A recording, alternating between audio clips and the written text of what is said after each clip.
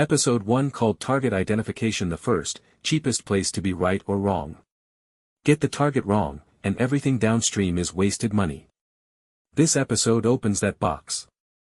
Target identification is the single highest leverage decision in the whole pipeline, because it happens before any molecule exists, and historically it's been the stage most driven by individual scientific intuition and least changed by computation. That is what's shifting now. So what is a target?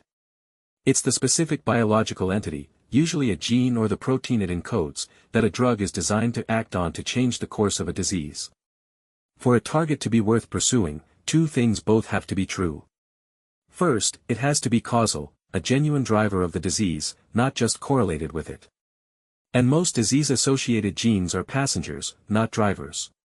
Second, it has to be druggable, it needs structural features that a small molecule or a biologic can actually bind and modulate.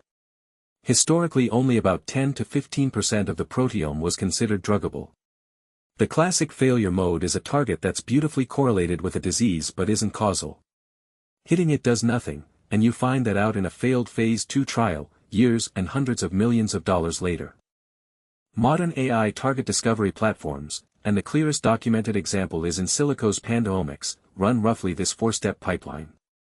Step 1, build a knowledge graph, whose nodes are genes, proteins, pathways, diseases, and drugs, and whose edges are the relationships between them, assembled from omics datasets, from the scientific literature read by natural language processing, and from clinical data. Step 2, graph neural networks score candidate target disease associations, surfacing high-confidence links that a human curator would take years to find.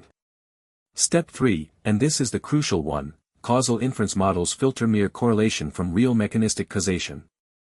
This is the step that separates the drivers from the passengers. And step 4, druggability assessment predicts which of the surviving candidates actually have structural features a drug could bind. What feeds this pipeline is the omics stack. Genomics, the DNA variants associated with a disease. Transcriptomics, which genes are actually being expressed, and how much, in diseased versus healthy tissue. Proteomics, the proteins actually present, which is closer to real function than gene expression alone. Epigenetics, the regulatory marks that change expression without changing the underlying DNA. And phenomics, which is recursion's distinctive bet, millions of images of cells under different genetic and chemical perturbations, letting a model learn disease mechanism from observed cellular behavior rather than from sequence alone. Panda Omics is documented as integrating more than 20 distinct omics and text-based scores to rank targets by likelihood of clinical success. Here's the concrete proof point. In silico's Panda Omics identified a protein called TNIK as a novel antifibrotic target, one that traditional research had overlooked. And target identification reportedly took weeks rather than years.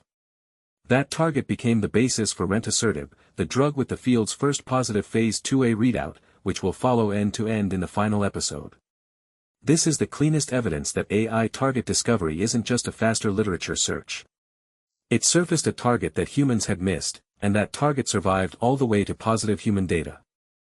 A recurring criticism of AI target claims is that they're hard to compare across companies.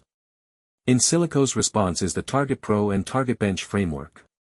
Target Pro is a set of disease-specific machine learning models spanning dozens of diseases across oncology, metabolic, immune, fibrotic, and neurological categories.